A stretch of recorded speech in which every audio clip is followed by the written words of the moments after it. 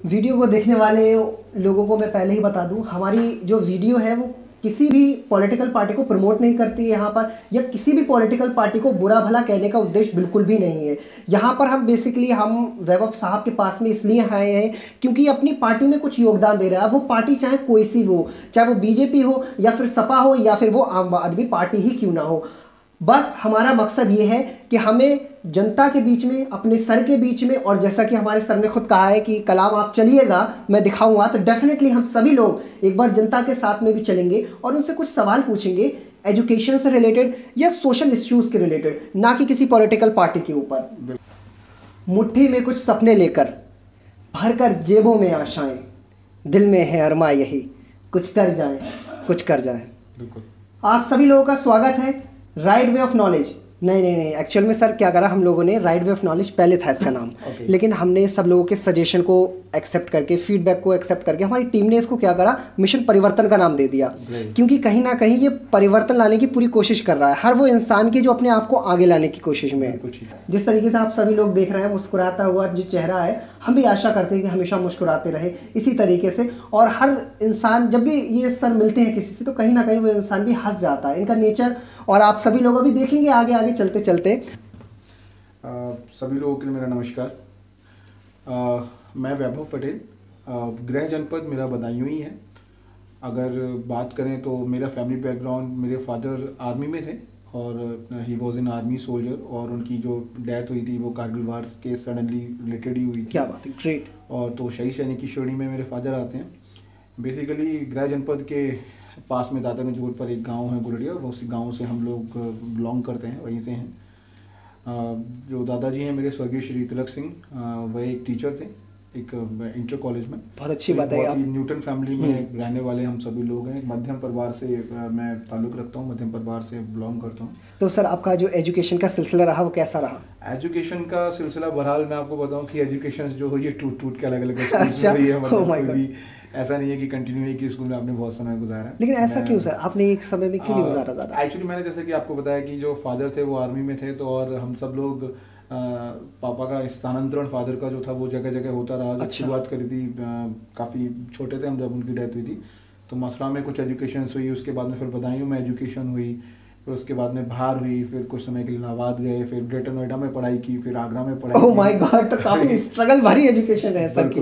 लोगों का जीवन स्ट्रगल से भरा होता है, सर की एजुकेशन भरी हुई है स्ट्रगल से। स्ट्रगल तो नहीं कहूँगा, लेकिन एक एजुकेशन का भी एक अपना अलग एक रोमांच होता है, एक अपना अलग एक वो होता है कि आप जगह जगह स्थानों पर जब आप नॉलेज लेते हैं तो लोगों से मिलते हैं और वो बहुत अच्छी आपको कहते हैं नॉलेज गेन होती है। मैं यही कहूँगा कि मैं जिन भी स्कूलों में पढ़ा, जहाँ पर भी पढ़ा, वहाँ की टीचर्स फैकल्टी और वहाँ का जो एटमॉस्फियर्स और जो वहाँ की एजुकेशन सिस्टम था वो वाकई बहुत लाजवाब, बहुत अच्छा था, जो अपने आप में लोगों के लिए बहुत ही काबिल तारीफ़ है।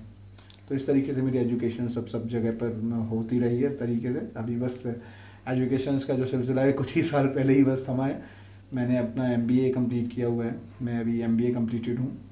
अब काफ़ी टाइम से मैं जॉब पर, छात्र राजनीति, पॉलिटिक्स, बिजनेस, इन सभी चीज़ों में समय समय पे योगदान देते रहते हैं। क्या बात है। तो सर आप इन तीनों में योगदान क्यों दे रहे हैं? क्या आपको पता नहीं है एक्चुअल में किस गाड़ी पे हमें सवार होना है? नहीं, बिल्कुल ऐसा नहीं है। जैसे कि मैंने आपको बोला कि क्या होता है कि एक व्यक्ति का एक इंटरेस्ट होता है, कि आपका इंटरेस्ट है। मैंने अपनी जो पढ़ाई MBA के माध्यम से बिल्कुल कंप्लीट की है अपनी, और आगे भी आप कहें तो बिल्कुल मैं, अगर मुझे पढ़ने का मौका आगे बिल्कुल मिलेगा तो मैं बिल्कुल डॉक्टरेट बिल्कुल करना चाहता हूँ। और मेरा आगे अभी कोशिश है आगे कि मैं बहुत जल्द डॉक्टरेट में एडमिशन्स लूँ।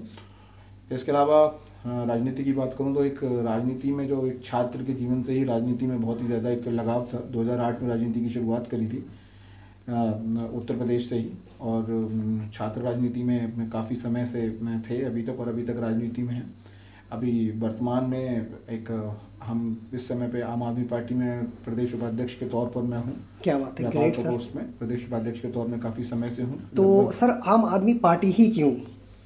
आम आदमी पार्टी ही क्यों? बिल्कुल आम आदमी पार्टी इसीलिए क्योंकि आम आदमी पार्टी वो पार्टी है जो लोगों की जो मूलभूत सुविधाएं हैं, जो शिक्षा है, मूलभूत सुविधाओं की बात करती है। मूलभूत सुविधाओं में क्या हो गई कि मूलभूत सुविधाओं में होगी शिक्षा।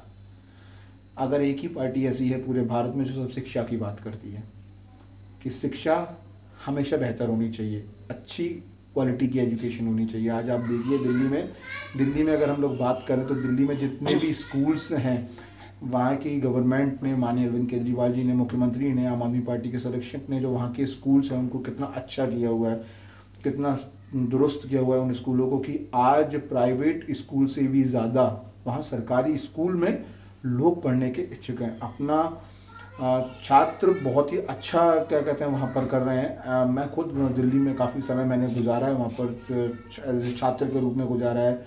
जब मैं जॉब में था तब मैंने वहाँ पर गुजारा है। तो मेन जो मूलभूत सुविधाएं हैं लोगों की, वो क्या कहते हैं आम आदमी पार्टी बिल्कुल कर रही है। और आम आदमी पार्टी, अभी आप देखें दिल्ली में जो लोगों की मूलभूत सुविधाओं में बिजली हो गई, पानी हो गई, 200 यूनिट तक बिजली दे रही है और अपना पानी दे रही है, महिलाओं को सुरक्षा दे रही है, बस यात्राएं फ्री दे रही है, ये सभी मूलभूत सुविधाएं लोगों को दे रही है। इसीलिए आम आदमी पार्टी ही बिल्कुल हमने क्या कहते हैं की है, इसीलिए काफ़ी लंबे समय से आम आदमी पार्टी में है। तो आप आम आदमी की पार्टी जो आप कह रहे हैं, इतनी अच्छी बातें बोल रहे हैं, अगर दिल्ली वाले हमारी इस वीडियो को देख रहे हैं तो अगर हमारी बात, हमारी जो सर कह रहे हैं, अगर उसको सही लगे तो प्लीज़ कमेंट बॉक्स में ज़रूर लिखिएगा। तो आप बदायूं में उसका क्या रोल अदा कर रहे हैं, मतलब अगर आप बहुत सालों से हैं? देखिए, हमारे आम आदमी पार्टी का बदायूं में, जैसे कि मैंने आपको बताया कि मैं वैसे प्रदेश उपाध्यक्ष के तौर पर हूँ। जो जिम्मेदारी बनती है वो पूरे प्रदेश की बनती है, और जिसमें से एक व्यापार प्रकोष्ठ है, व्यापार प्रकोष्ठ में हूँ मैं। और जो जितने भी व्यापारी हैं, बाकी जो लोग हैं, इन सभी प्रदेश के, उन लोगों को क्या जोड़ने का काम के आम आदमी पार्टी कर रही है। अब आती है बात बदायूं की, जो आपने पूछा जी। बदायूं चूँकि मेरा गृह जनपद है, तो क्या होता है कि अपने गृह जनपद से लोगों को ज़्यादा लगाव होता है, लेकिन ऐसा नहीं है। जो जिम्मेदारी पूरे प्रदेश की, तो बखूबी उसको निभाएंगे। बिल्कुल ठीक है। अगर बात करें ऐसे बदायूं की, तो बदायूं में भी आप देखिए, आज आप देखिए कि बदायूं में राजनीति का स्तर कहाँ पहुँच गया है। आप देखिए बदायूं में क्या सड़कों की हालत देखिए, क्या शिक्षा की हालत देखिए, आप कुछ भी देख लीजिए, आप नौकरी की हालत देख लीजिए, आप किसी इंडस्ट्रीज़ की हालत देख लीजिए, क्या हालात हैं बदायूं। तो सर ये चीज़ सिर्फ आप ही को क्यों नज़र आ रही है, जनता को क्यों नहीं नज़र आ रही है? देखिए, क्या जनता के लिए वो दूसरी पार्टी जो है वो अच्छी है, क्या आपकी नहीं है? देखिए, आपने बोला कि जनता को क्यों नज़र नहीं आ रही है। देखिए, इस बात तो मैं तो यही बोलूँगा कि भाई मेरे हिसाब से तो जनता को बिल्कुल नज़र आ रही है। तभी जो कल क्या कहते हैं जो चुनाव हुए हैं उसके जो परिणाम आए हैं, तभी तो उसमें कहते इतनी करारी हार हुई है। लेकिन बात ये है कि जनता के बीच में रह के क्या कहते हैं, आप बिल्कुल पूछिए, आप चलिए मेरे साथ जनता के बीच में, मैं बिल्कुल क्या कहते हैं आपको इस बात में, आप कहिए उन जनता से, पूछिए मेरे सामने कि क्या कहते हैं क्या हालात हो रखे हैं। आज आप देखिए पूरे बदायूं में क्या कहते हैं, आप कूड़े के ढेर लगे हुए हैं यहाँ पर। आज देखिए कि दीपावली पे शायद सफाई नहीं हुई है बिल्कुल भी। क्या उनके कर्मियों से बात करिए कि कर्मियों, जो नगर पालिका के कर्मी हैं, वो उन्होंने कूड़ा क्यों नहीं उठाया। अगर आप किसी एक से भी बात करके देखें कि भाई साहब आखिर मुद्दा क्या है, आप क्यों कूड़ा उठाने नहीं जा रहे हैं, वो ये बोलेंगे कि हमको कई माह से वेतन नहीं मिला। तो जब ये जो छोटी छोटी चीज़ें हैं जो क्या कहते हैं नहीं पूरी होंगी, जनता से पूछिए जनता कितनी त्रस्त है, बदायूं जनता कितनी त्रस्त है। आप कभी बारिशों में देखिए, दावा करते हैं जो लोग क्या कहते हैं कि बिल्कुल नालों की तली झाड़ जो सफाई हुई, और उसके बाद में भी पानी जरा सी 1 घंटे की बारिश में तो पूरा तो बदायूं होता है बिल्कुल समुद्र बन जाता है। बिल्कुल आपको बाइक की ज़रूरत ही नहीं है, बस एक नौका ले लीजिए, पेट्रोल वैसे ही महंगा हो गया, नौका ले लीजिए, आप नौका से कहीं से भी आ जा सकते हैं। मैं भी आपके घर, मतलब इतनी बुरी हालत है हमारे बदायूं की सड़कों की? बिल्कुल है। तो मेरा यही है कि क्या कहते हैं, जनता इस समय पर बहुत मौजूदा सरकार से बहुत त्रस्त है और बिल्कुल एक परिवर्तन का इंतजार कर रही है। परिवर्तन बिल्कुल होना चाहिए, और आम आदमी पार्टी एक ऐसी पार्टी है जो इन परिवर्तन को, जैसे दिल्ली में उसने परिवर्तन जो किया था, वैसे ही परिवर्तन 2022 में बिल्कुल करेगी और जनता के हित में परिवर्तन करेगी। अभी आपने सुना होगा न्यूज़ में सभी जगह पर है कि हम लोगों ने पहला वादा एक जो 300 यूनिट बिजली फ्री का किया है, कि भाई हम 300 यूनिट बिजली फ्री देंगे, हर घर को देंगे।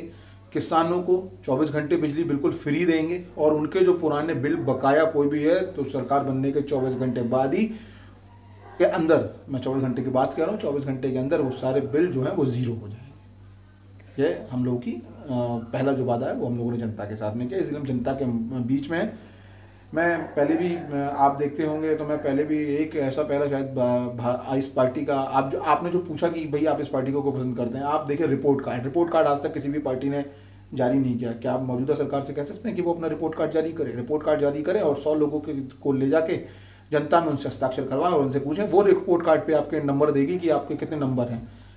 आम आदमी पार्टी एक ऐसी सरकार है जिसने अपना रिपोर्ट कार्ड जारी किया पिछले चुनावों में, और खड़े होके खुले मन से वो कहते हैं कि अगर मैंने काम किया है, वहाँ के मुख्यमंत्री कहते हैं, जो मुखिया हैं अरविंद केजरीवाल जी कहते हैं कि अगर मैंने काम किया है तो जनता मुझे वोट दे, अगर मैंने काम नहीं किया तो मुझे जनता वोट ना दे। क्या ऐसा कोई भी यहाँ का मुख्यमंत्री या कोई भी नेता यहाँ का ये बात कह सकता है कि मैंने काम किया है, वो मुझे आप काम ना, मुझे आप तो उसके बल पे नंबर दें या मुझे वोट दें।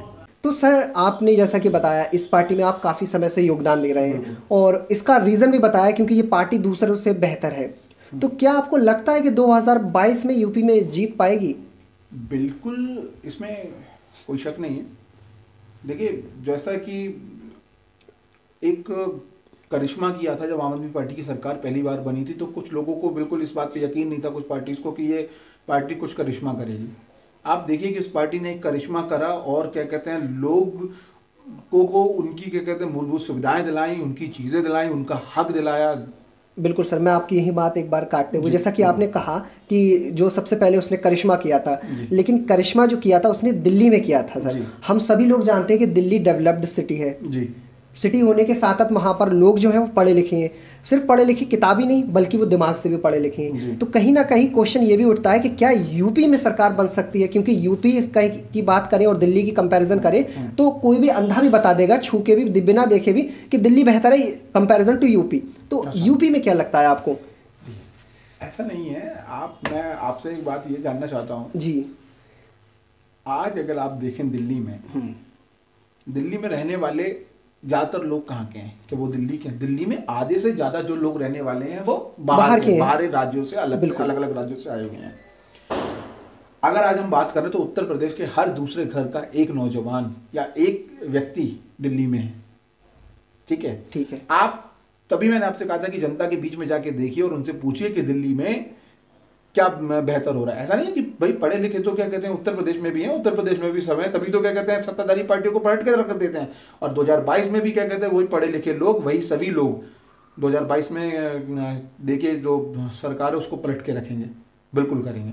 तो ऐसा नहीं है। देखिए क्या होता है कि लोगों को अगर उनके हक की बात ना हो, बात यहाँ पर पढ़े लिखे की नहीं, लोगों की समझदारी की है। वैसे हक सर आपकी नज़र में डेफिनेशन क्या है हक की?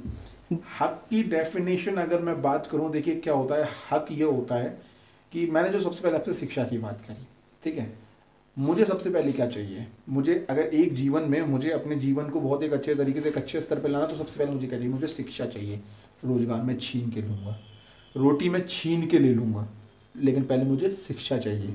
मुझे नहीं चाहिए, ठीक है, कि आप जो ये चीज़ें बांटते हैं, मुझे वो नहीं चाहिए, मुझे शिक्षा चाहिए। तो शिक्षा की बात करने वाली जो पार्टी है वो यही पार्टी है।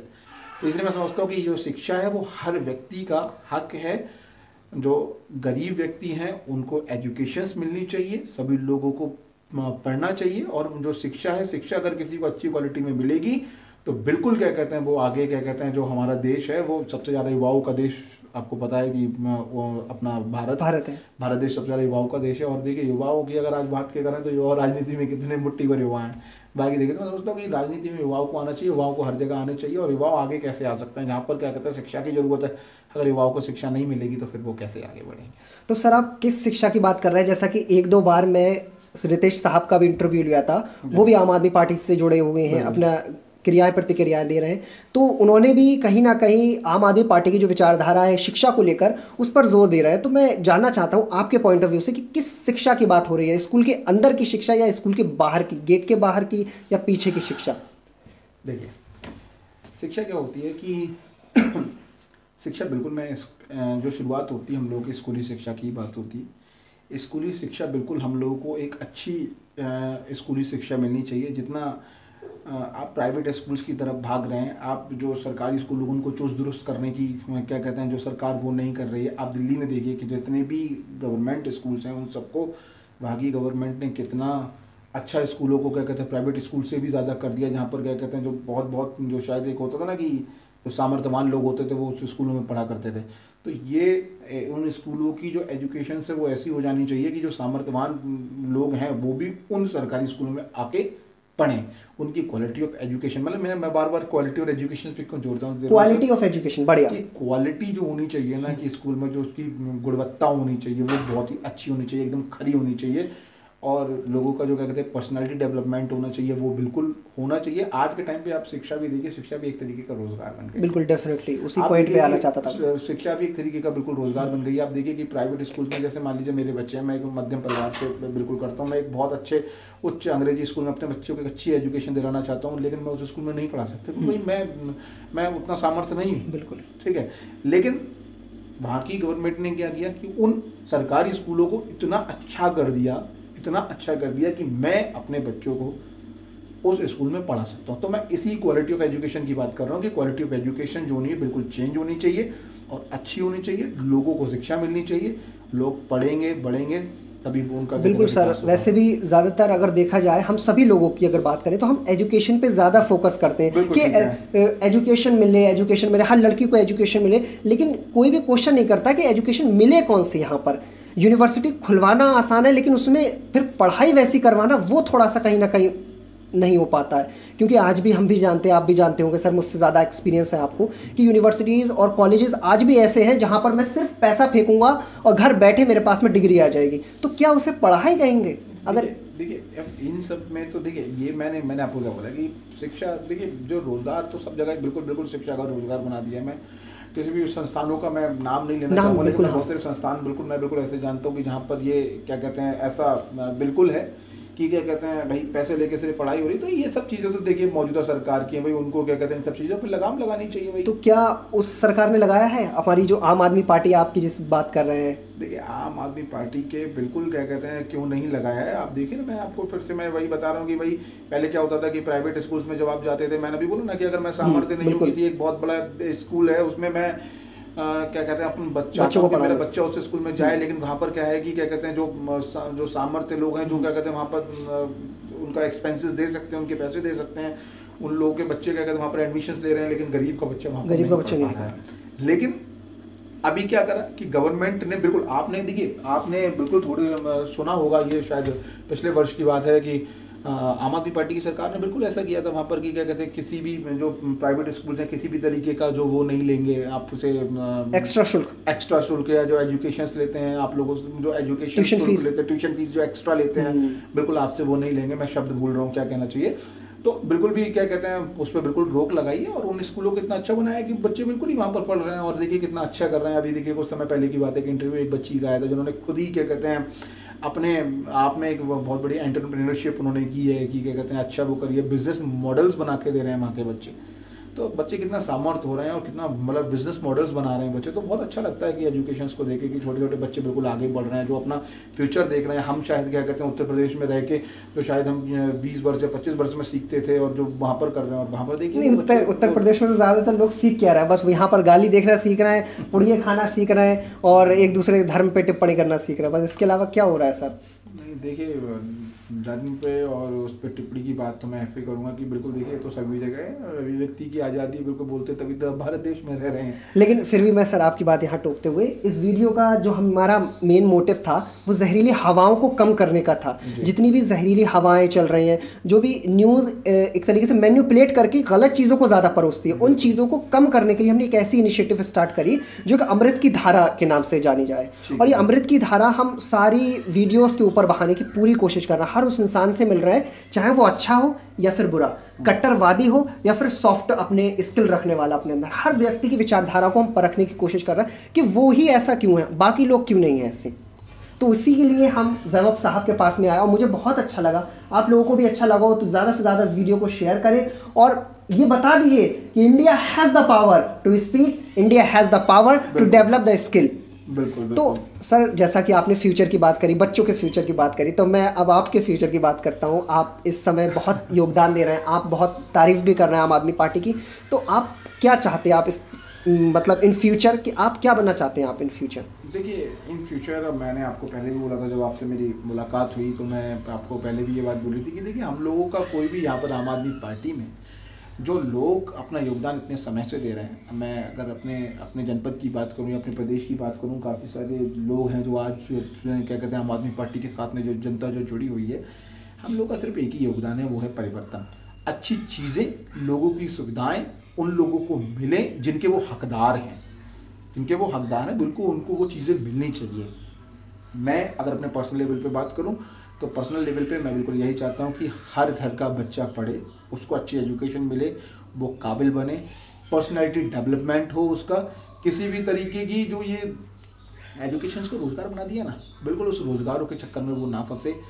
अगर बात करूँ अपने गृह जनपद की, तो गृह जनपद में बिल्कुल ऐसा होना चाहिए कि जो रोज़गार के जो अवसर होने चाहिए वो यहाँ पर उनके स्वतः बदायूं में ही उनको उपलब्ध हों, हमारे जनपद में ही हों, और जनपद में ही होने चाहिए। लोगों को अपने जीवन यापन के लिए दिल्ली, बम्बई, गुजरात, कलकत्ता इन जगहों पे ना भागना, मतलब माइग्रेशन ना करना पड़े। बिल्कुल बिल्कुल, वो लोग यहीं रहें, बिल्कुल पढ़ें, और कितना बेहतर। आप देखिए, सोचिए ना, मैं जैसे कि मैं काफ़ी समय से बाहर हूँ, या उत्तर प्रदेश का हर, जैसे मैंने आपको बताया कि हर दूसरा नौजवान जो है वो नौजवान या कोई भी जो व्यक्ति है वो घर से अपने बाहर है। तो ज़्यादा बेहतर ये रहता है कि क्या कहते हैं, वो क्यों ऐसा क्यों ना हो कि वो सुबह को जाए वहाँ पर, और शाम को वापस आ जाए, अपने घर पे वापस आ जाए, तो ज़्यादा बेहतर रहेगा। बिल्कुल ठीक कहा। तो जिस तरीके से आप सभी लोगों ने देखा कि हमारे वैभव साहब ने किस तरीके से अपने नेचर को, अपनी क्वालिटी ऑफ एजुकेशन को, जिसको ज़्यादातर वो फॉलो करते चले जा रहे हैं और लोगों के लिए, युवाओं को आगे बढ़ाते चले जा रहे हैं। तो वैभव भाई, मैं चाहता भी हूँ कि आपसे दोबारा इंटरेक्शन हो युवाओं के साथ में और पूरी टीम के साथ में, कि ताकि हमारी ऑडियंस और जो बदायूं की जनता है वो जान ले कि आम आदमी पार्टी अगर बिल्कुल हक पर है, अगर आप जितनी भी क्वालिटी आप उसकी बता रहे हैं अगर वो ठीक है, तो मुझे लगता है शायद आम आदमी पार्टी को आगे आना चाहिए। लेकिन मैं यहाँ पर फिर बता दूँ, आप लोग कमेंट पे ये ना लिखने शुरू कर दें कि मैं तो आम आदमी पार्टी से जुड़ा हुआ, ऐसा कुछ नहीं है। मैं सिर्फ सच के साथ हूँ, हक के साथ हूँ, जो अच्छी चीज़, जो डेवलपमेंट की बात करता है उसके साथ हूँ मैं यही कहना चाहूँगा आपकी बात पे, कि जो मैंने थोड़ी देर पहले कहा था कि हमारे जो मुखिया हैं, जो संरक्षक हैं, वो ये कहते हैं कि मैंने अगर काम कराया है तो मुझे वोट दें। मैं उन्हीं की तर्ज पे कहना चाहता हूँ कि बदायूं की जनता से कि अगर आपको लगता है कि अगर हमने सही किया है, अपना काम किया है, तो हमें वोट दें। हम आपके हक की बात कर रहे हैं। अगर अपने रिपोर्ट कार्ड हमने जारी पहले भी किया है और बाद में भी करते रहेंगे, और फिर कह रहे हैं कि अगर हमने काम किया है तो आप हमें वोट दें, अन्यथा आप हमें वोट ना दें। अब वक्त आ गया परिवर्तन का। मिशन परिवर्तन के साथ में इसी तरीके से हम परिवर्तन करने वाले जो भी लोग हैं उन लोगों से मिलेंगे। जैसा कि सर, आप अगर आम आदमी पार्टी ये चाहती है कि परिवर्तन हो, तो डेफिनेटली हमारा मिशन परिवर्तन उनके मिशन को साकार करने के लिए तैयार है। अच्छी चीज़ लगती है हम सभी लोगों को अब कहीं ना कहीं धर्म से उठकर, जाति से उठकर कहीं ना कहीं डेवलपमेंट की ओर बढ़ना चाहिए।